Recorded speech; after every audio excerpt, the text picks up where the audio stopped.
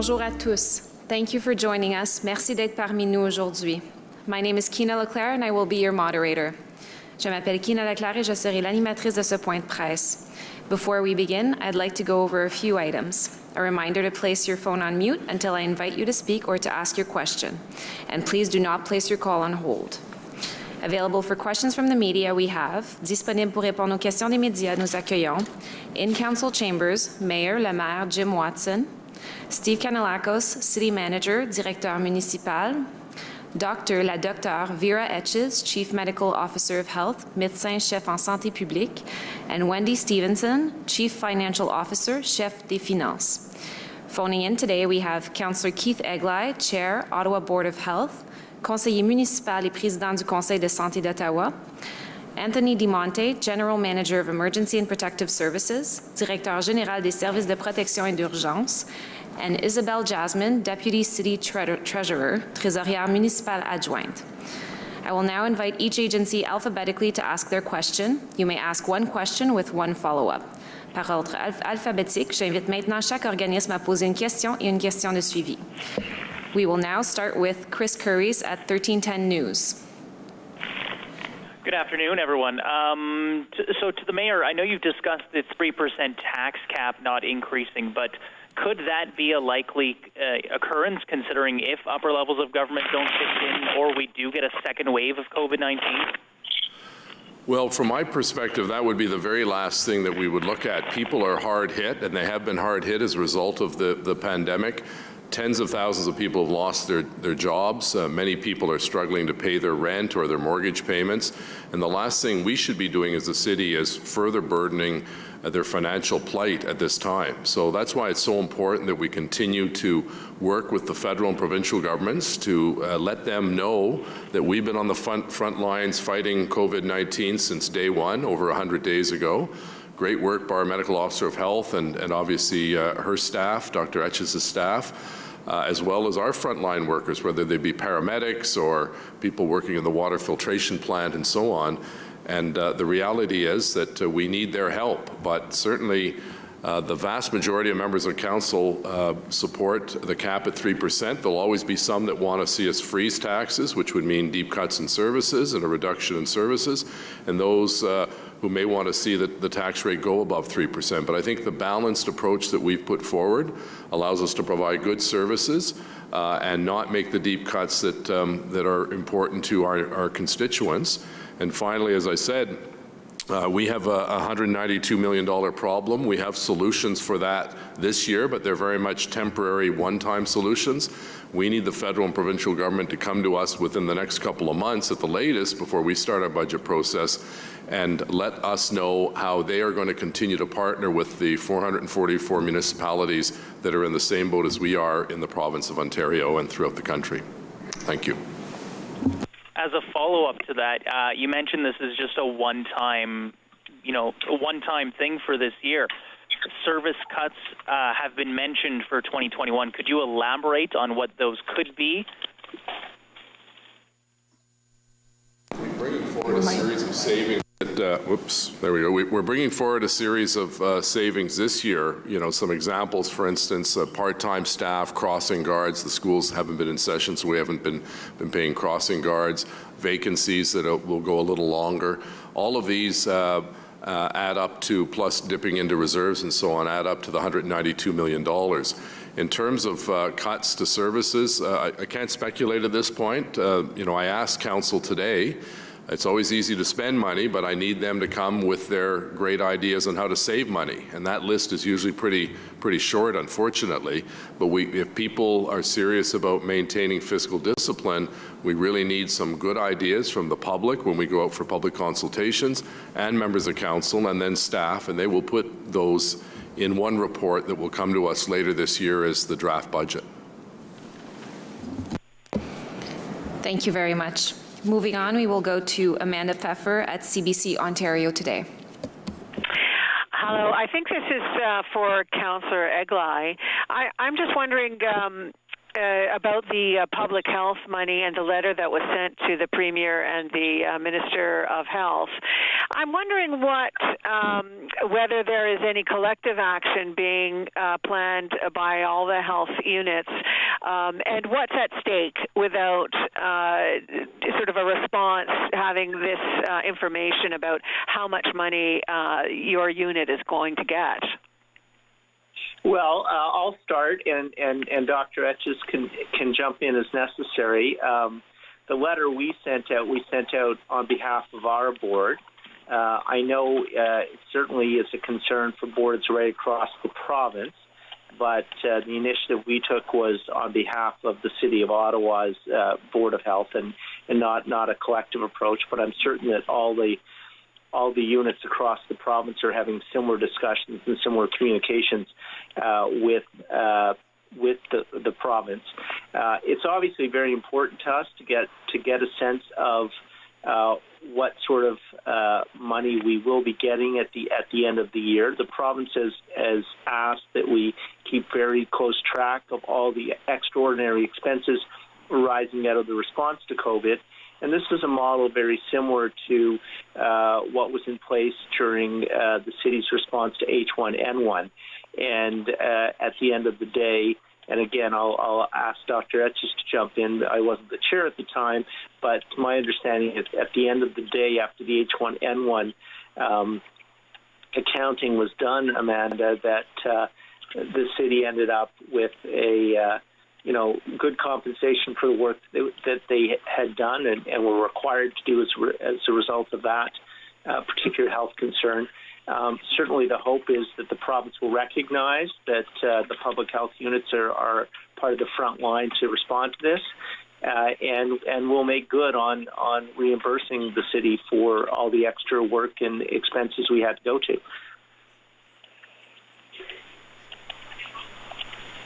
Yes, so the medical officers of health have regular teleconference connections with the chief medical officer of health, and we have collectively indicated that we need to have our financial picture made more clear for this year and going into 2021.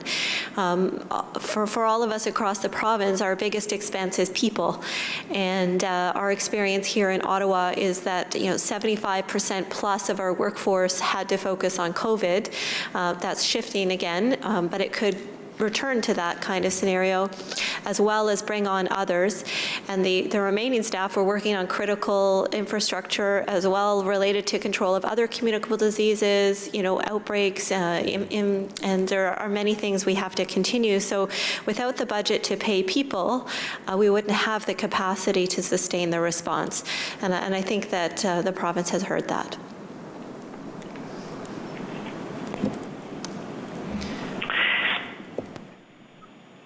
Thank you very much. Do you have a follow-up, Amanda? Yes, just as a follow-up, you talked about needing more money for an expanded budget for 2012. I'm assuming that's expanded not beyond the planned cuts to public health looking forward. I'm wondering what one of the issues I think that you may have to deal with in 2021 is the distribution of a vaccine, if that happens during that year. Is that the biggest part of the expense moving forward for 2021? What can you tell us about that year? So we're certainly contemplating, again, I'll start and let Dr. Etches jump in, but Amanda, we're certainly contemplating, we wish it wasn't so, but that the city will still be dealing with the impact of COVID. And yes, there is work underway on a vaccine, but we don't know when that will happen and when that will be available. So when we're looking at our 2021 budget, certainly that is a consideration, but also is a consideration that we may still be responding to COVID being active in our community. And again, as Dr. Etches has said many times, we're in a good phase right now, but once we enter flu season through the end of 2020 and into 2021, that adds an additional layer of concern and complexity to dealing with this. So we certainly don't want people to be subject, if we can avoid it at all, to significant respiratory illnesses.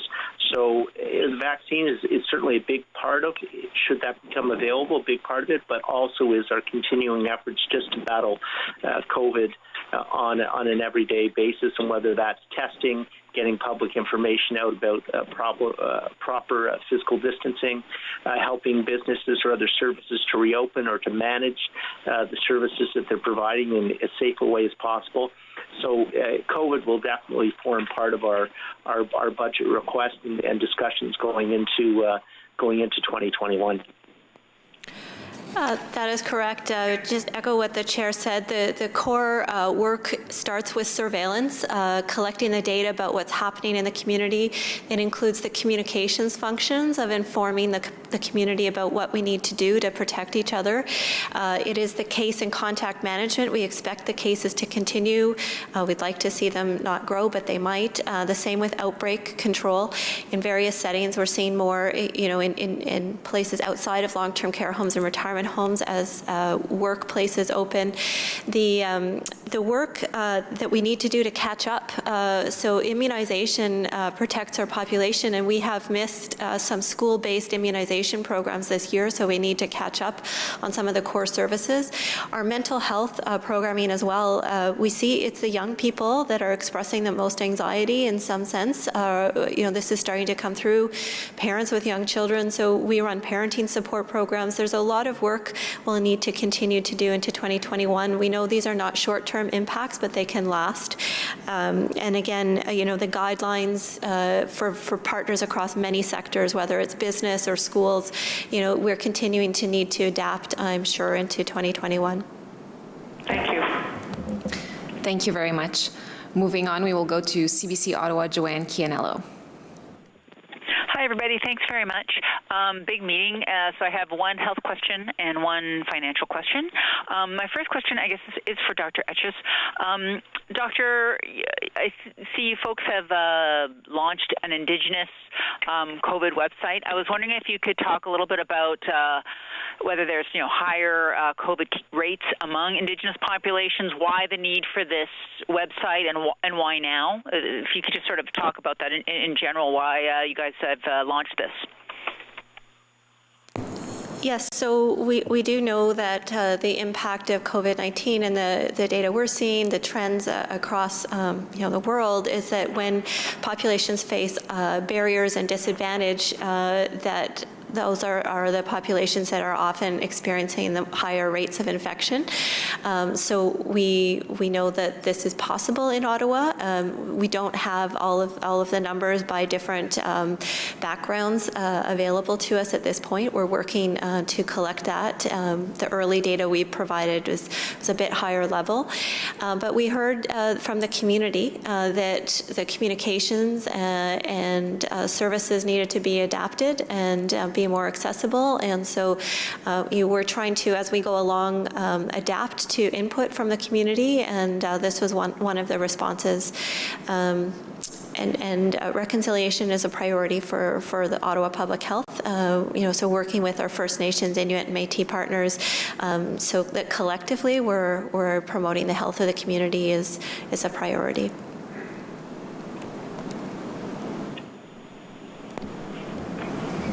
Okay, is that everybody answers to that? Okay. Thank you very much, Doctor. And I did want to also ask whether perhaps Mr. Kanellakis or Mayor Watson about the federal and provincial funding, especially the federal funding. I mean, cities have been talking about needing financial help since April. I mean, the government knows very well that cities can't run a deficit, that there's been nobody taking transit.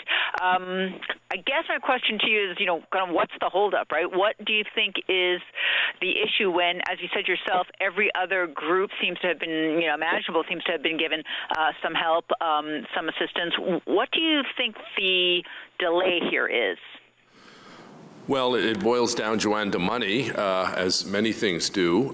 There's also a bit of a jurisdictional battle going on between the federal and provincial governments, because the federal government rightfully says the municipalities are really the responsibility of the province. The province is saying we need the financial heft and support of the federal government.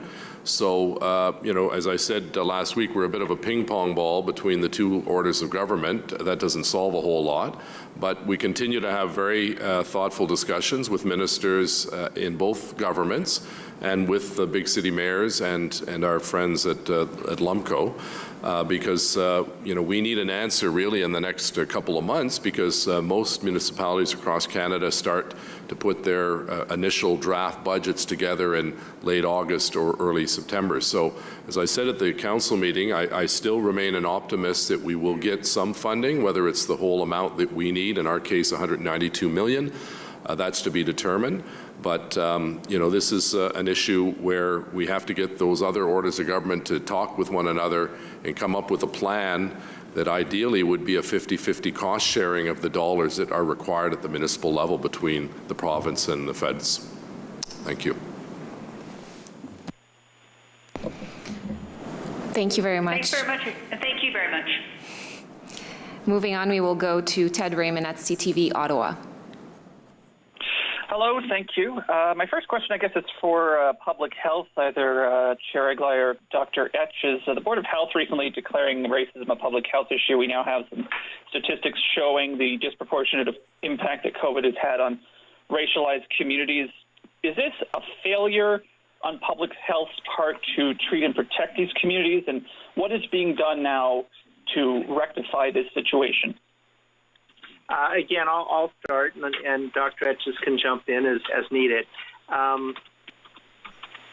First of all, it has to be understood that public health is only one piece of the health community in the province and in the country. And yes, we do have a role to play. And I think what the motion says is we take that role very seriously, and when we put it forward, Dr. Etches and I worked on it for quite some time. When we put it forward, the idea was to talk a little bit about what public health has been doing in that arena, but more importantly, to set a plan forward as to how we were going to continue to address systemic racism in our community. And so part of the motion deals with enhanced training for staff and board members. Also talks about a public communications plan. It talks about a report coming forward done in conjunction with the Black community around mental health issues, which is going to come out within the next month or so, give or take. And we'll include recommendations to act as a springboard as to how we go forward on that particular issue, and also an initiative and a discussion started with the Indigenous population about how to respectfully collect data, because as Dr. Etches referenced in an earlier answer, data is a core part of what public health does, the collection and understanding of data around any number of health concerns within our community. So we have to start there, get the best data we can in the best way we can, in the most respectful way we can, again, to serve as a foundation going forward. Now, I'll let Dr. Etches jump in. So we're going to continue to explore this, but the data is pointing to the exposure risk coming from employment that puts people at higher risk. It's lower income employment. So these are sectors that go way beyond health and public health for influencing. There's scenarios where people are having difficulty distancing, living in crowded situations. So there are many different factors where we have to really look across all of society about why is it that racialized populations tend to have lower incomes, tend to have other challenges or barriers, when you look across many different determinants of health. And so, this has gone on for decades and centuries, and we need to collectively improve that. So a public health role is to hold ourselves to account, to show the information that needs to change, and then work with partners to make sure that programs and services try to mitigate that difference, and then also policies change so that the determinants improve. Okay, thank you. And my follow-up is just for the mayor. How concerning is it for you, or was it for you today, to see this data affecting the racialized communities in Ottawa, just how COVID is affecting them? And maybe if you could comment a little bit about what Mr. Regla and Dr. Etches had to say as well. Yeah, no, obviously it's concerning to me as mayor when you see those figures and the disproportionate numbers, and I support what Councillor Eglai and Dr. Etches are doing. Obviously, we have to do a better job in terms of collecting data so we can reach out to various communities sooner and more efficiently to see what we can do to help prevent the spread of the virus to those individuals. So obviously it's a concern, and I thank the Board of Health for taking a proactive approach along with Dr. Etches, working with various racialized communities to see what we can do to help them through this very, very challenging and difficult time. Thank you. Okay, thank you. Thank you very much. Je cède maintenant la place à Julien Paquette à le droit. Hello. My first question is for Dr. Etches. Today, you present a curve of what the second wave of the virus might look like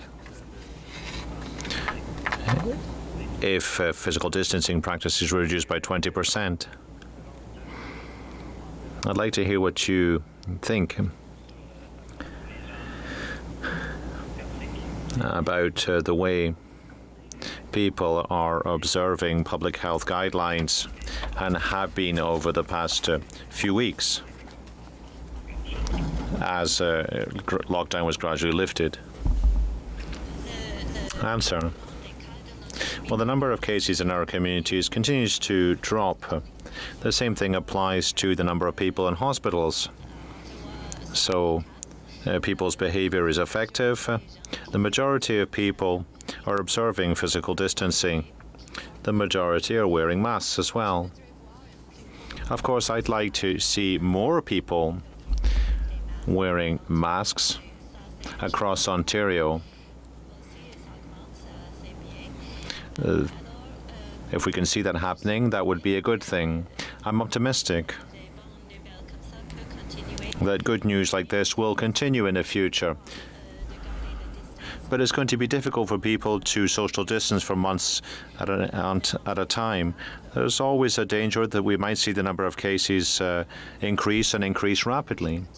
This is why I continue to hammer home our message that what we're doing is really making a big difference. I'd like to encourage ordinary people to continue to observe these public health guidelines. I know that we're opening up now, businesses are open, but we still have to be careful. We still have to be careful for some time to come.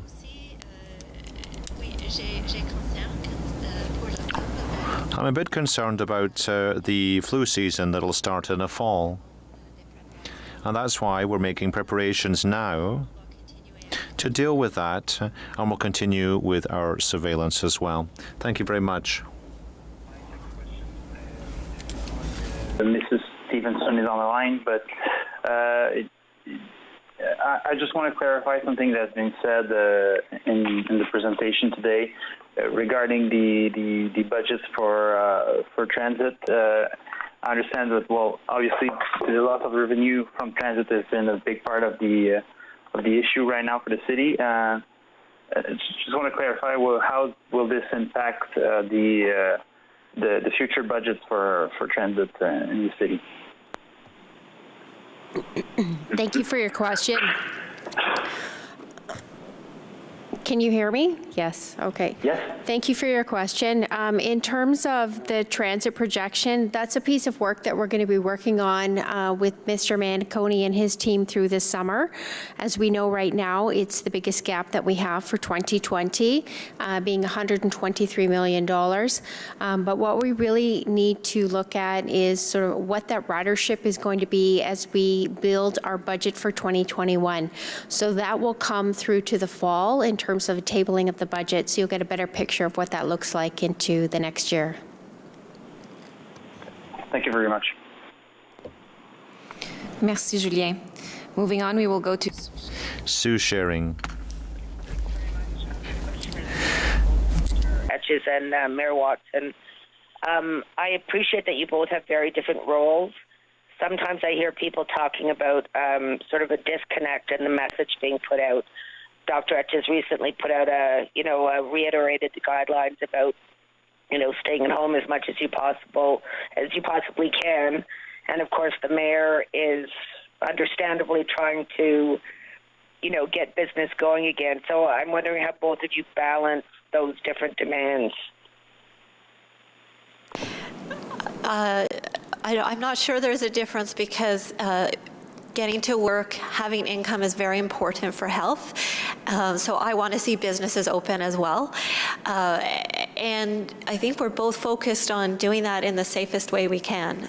So we've collaborated, the city and public health, on guidelines for businesses to open, and reduce the risk of transmission. We're promoting those good practices. My messages around staying at home, have been softened because we know that people's mental health is suffering. And so my message when you go out is to stay 2 meters away from others, to keep up that physical distancing when you are out accessing the services that are open. And if you're inside and you can't keep that distance, to wear a mask.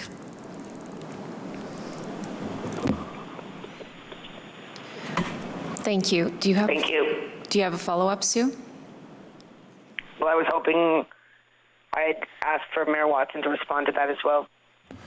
Yeah, thanks, Sue. Yeah, it's always a balancing act. I know that, for instance, some people have been critical that I've been going on these rural tours to meet some of the businesses that have just opened up. Just as councillors are touring around their ward, my ward happens to be the whole city, so I think it's important that I try my best to go and visit some of these, whether they be farmers or small business owners or service providers. And, when I was out with councillors DeRuse and Moffat over the last couple of days, and Councillor El Shantiri, I wear a mask when I'm in a confined area. I try to stay 2 meters apart. But I've been spending an awful lot of time at home, and I think, just for one's own, sanity, in my case, you've got to get out once in a while.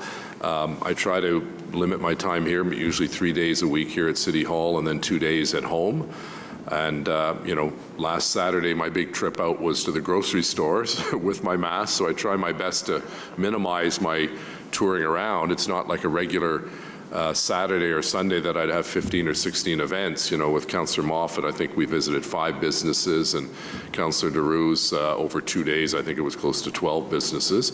And I've gotten very positive feedback. A lot of these businesses don't mind a little bit of publicity on social media to let people know that they're in business, because as Dr. Etches said, that if we don't have a healthy economy, that ties in with a healthy population, because people need to make an income, and many of these folks have been without customers for upwards of 90 or 100 days. Thank you. Thanks very much. Thank you. Moving on, we will go to John Willing at Ottawa Citizen. Hi, everyone. It's a question for Wendy or a general manager, I'm not sure, but kind of deep in the weeds on the presentation, and mentions that there's some savings on the crossing guard program. I can certainly understand you don't need school crossing guards when there's no one going to school in the spring, but I'm looking forward to the fall, and if schools do return, are crossing guards going to return to the streets of Ottawa? Thanks, John, for the question. What we've built into our forecast is that return to happen. So where the services pick up, then we know that we're going to have those expenses and in some cases those revenues. So that piece is secured in the budget as we look forward to the schools reopening. Thank you. Follow-up question for Mayor Watson. Mayor, you challenge council and the public, as you have for many years now, to find great ideas for budget savings, and I'm wondering if there's any great ideas you have right now to save money in the budget going into 2021. Thanks, John. Well, initially, just for this year's fiscal year, I support all of the recommendations that have come forward. I've been working with the city manager's office, obviously, and my office to to make sure that we have a broad cross-section of options available for council. I'll be bringing forward specific suggestions, as I've done in years gone by, in terms of saving money at the budget time. So you have to wait a couple of months, but I wanted to give members of council enough time as well before we have those sit-down meetings, the one-on-one meetings that I host with members of council, that if they're going to come with a long list of new requests for spending, I need to see a corresponding list of reductions, because this budget is going to be, if we don't get any federal or provincial funding, it's going to be very challenging. But even with federal provincial funding, it's going to be a challenge because there are so many unknowns with respect to COVID-19. You know, we heard a question about the vaccination program, and that's going to be a cost obviously borne by the province and health units and so on. So there are probably going to be a number of unforeseen costs that we're going to have to deal with that will only, you know, come to light over the course of the next couple of months as we move hopefully towards a vaccine and see the numbers continue to go down as they have here in Ottawa. And of course, all bets are off if there's a second wave, and then we end up having to close businesses and increase our costs at public health and paramedics and police and so on. So it's going to be a real challenge, but I did want to lay down the marker that I think, given the fact that so many people have had a rough financial time, having lost their job or lost their income for a period of time, that the last thing we need is to be even contemplating an increase above 3%. And so I think there's certainly from my discussions, probably a few exceptions, but a large number of members of council believe that's the reasonable approach. You know, there's some that in the community want us to go down to zero or cut taxes, and you know the consequences of that would be deep cuts. And there are others that say, well, let's, you know, crank up the spending and we can you know, pass that along to the consumers, the taxpayers. But, you know, the limited times I am out in the community, because I'm not out as much as I'd like to be, people are really concerned. You know, they got their property tax bill, their final installment last week and the week before, and that weighs heavily on them. And we've tried to be reasonable by giving them the deferral option to October, and a number of people have taken up on that, but others are, you know, just getting by. And I think the last thing we should be doing is adding to their stress in their lives with talk of increases above roughly the rate of inflation. Thank you. Thank you both. Thank you. We will now go to Taylor Blewett at Ottawa Sun. Thanks. My first question is for Dr. Etches. So now it's been a couple of weeks since the No Peace Until Justice rally was held in Ottawa, and I'm wondering if any cases of COVID-19 were identified as having come out of that event. No, I'm not aware of any cases that have been determined to have occurred because of the event. Okay, great. Thanks so much. And my second question is also actually for Dr. Etches. I know on the COVID dashboard on the OPH website, we're right now in the orange status, and I'm wondering what still needs to happen for us to progress to the yellow status when it comes to COVID here in the city. Thank you for the question. We've been talking about this as an Ottawa Public Health team as well, because there's no one measure that tells us, you know, we've passed that threshold to go from red to orange or orange to yellow. I'm really looking forward to the days of green. But I think we're close. The idea, I think the difference between orange and yellow is, you know, we're still seeing outbreaks. We're still having some cases in healthcare workers. Our hospital capacity is still, you know, stretched. So these things are changing. They're coming down. And so I think in yellow we see rare cases in healthcare workers, rare outbreaks. You know, I think we're getting there. My hesitation to move right into yellow is because we haven't had enough time pass yet as we've gone through all the exercise of starting up business and activity in new ways. I want to see the impact of that for a number of weeks before going right forward with a signal that things are still on a good track. Thanks so much. Thank you. Je cède maintenant la place à Gilles Taillon, Radio-Canada. Gilles Taillon, Radio-Canada. Hello, thank you.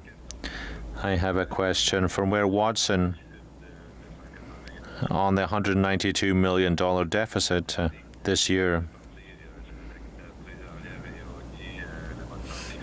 You talked about the solid fiscal base for the city. So what's the risk this year for taxpayers and also for next year? Ms. Stevenson talked about a 15% tax increase at one point. What's your take on this? Well, it's not only a risk, it's a real challenge for us here at City Hall. And this is one of the reasons, really, why during today's council meeting, I said that we have to garner support from the other two levels of government, and that's the reason why I'm working with the other mayors of the cities across the country to sit down and talk with provincial federal ministers about providing funding to help us. A tax increase of 15% is not something I'm prepared to entertain. I'm sticking to a maximum of 3%. But with the support of the other two levels of government, it would be possible for us to actually draft a budget with sticking to a 3% tax increase without major cuts. But if we fail to garner the support of the other levels of government, it's going to be a lot tougher for us. And then we'll be looking at cuts to reduce costs for taxpayers across the city. And we're not unique in this. The same situation prevails in Toronto, Vancouver, Montreal, and elsewhere. And it's for this reason that city mayors are speaking with one voice, as one team. We're giving Mr. Ford and Mr. Trudeau's ministers the facts. My second question is for Dr. Etches. Hello. In your presentation this morning, you said that there are areas of Greater Ottawa that have high racialized communities, and in these communities they're facing infection rates which outstrip non-racialized communities by 2 to 1. What's the reason for this, and what recommendations you're making to turn this around? Well, there are many reasons for it. Many reasons to explain why communities with larger, diverse populations have a higher COVID infection rate. Well, it's really linked to job type. It's also linked to income levels.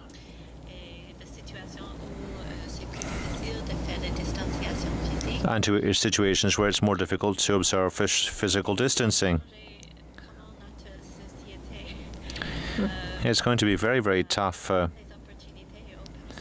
change the structure of our society and to improve opportunities for racialized groups. We have to adapt our response to make sure that everyone has access to testing, for example, that everyone has access to the support they need based on their situations.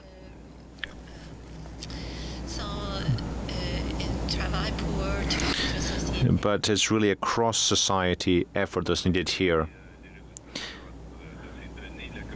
And when you saw the results of the research, what was your reaction? Could you repeat the question? I didn't understand. What was your initial reaction when you first saw the data? Were you surprised to see the results? Were you troubled by the results of the survey? No, this data is not a surprise to me. We've seen the same results in other studies. We've seen the same link between disadvantaged communities and health outcomes. There's often a connection between the two.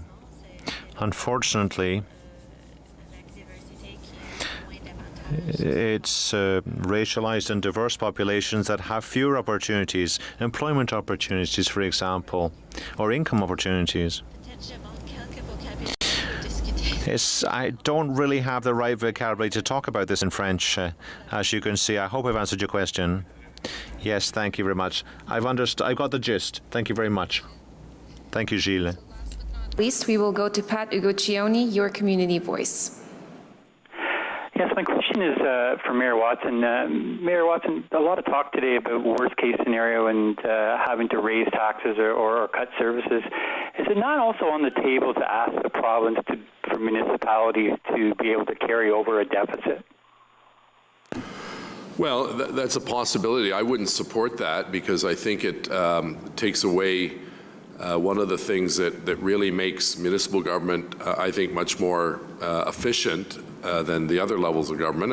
I'm not being critical. It just states a fact. If we're allowed to carry a deficit, that puts us in a deeper hole the following year, and then we'd have to ask for another year and then another year. I think we've been well served in Ontario and really throughout Canada to have municipalities that are required to balance the books every year. And at the end of the year, most years we end up having a relatively good surplus. Some years we have a small deficit and we have reserve funds to take care of that. So I think as the Treasurer and City Manager said today, Pat, we're in good financial shape if we hadn't had the pandemic. We have good reserves, good credit ratings and so on. But the pandemic has really knocked us down like every other municipality in Ontario and throughout Canada. And we believe that the financial capacity of the provincial and federal governments is so much greater that they can actually be of help to us financially. And they've been very helpful to almost every other group. There's seniors and students and summer job seekers and people who've lost their income and farmers and fishers and so on. So we're simply in line looking for some support, understanding they have limitations as well. But, we've had a good partnership with the two other governments on a whole range of issues, housing and transit and so on. We need them once again to step up and help us during this very difficult time because, as I said, having a tax increase in the double digits is just not on at any time, particularly in the midst of a pandemic when people have suffered financially greatly. I've talked to a number of friends who are in really difficult financial situation because their businesses completely shut down 100 days ago and they've had no income and they've tried to struggle to keep some of their staff on and now they're basically on their own. And the last thing we need to do is to add to their burden by even talking about bringing in an increase above 3%. Thank you. Thanks for that. And my follow-up question would be for the City Treasurer. Would you be able to tell us maybe in dollar amounts or how many people took advantage of the tax deferral program? Absolutely. So the stats as of the beginning of this week, they're about almost $14 million of municipal taxes that have been deferred. When you look at the breakdown, 30% of our residents have participated in that program, and approximately 70% of the commercial or non-res sector has taken advantage of it. And I think that's very reflective in terms of what's happening in our community with the impacts on the businesses. Great, thanks for that. Thank you very much. This is all the time that we have today. C'est tout le temps que nous disposons aujourd'hui. Merci beaucoup. Thank you. Have a great day.